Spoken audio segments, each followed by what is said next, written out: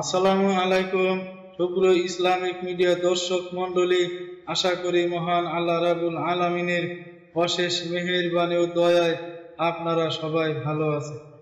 এখন আলোচনা করব মুমিনের কবরে সুখকর চাপ সম্পর্কে।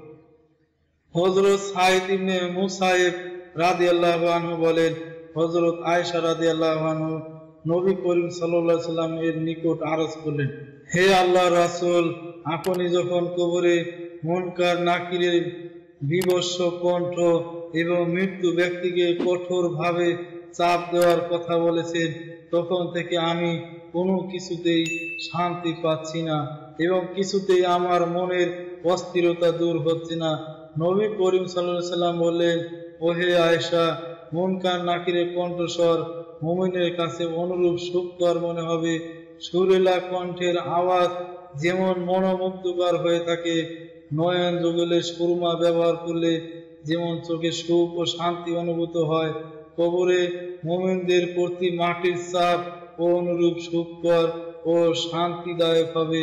কারো মাথা ব্যথা হলে যেমন তার স্নেহময় মা পুত্রের মাথা আস্তে আস্তে চাপ দেন, আর পুত্র তখন খুব আরাম ও শান্তি অনুভব করতে থাকে।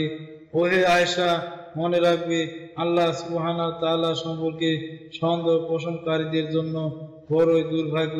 তাদেরকে এমন ভাবে মাটির চাপ দেওয়া হবে যেমন ডিমের উপর পাথর রেখে চাপ দেওয়া হয়। সুপ্রিয় মুসলমান ভাই বোনেরা, ভিডিওটি এ পর্যন্ত। আশা করি ভিডিওটি ভালো লেগেছে।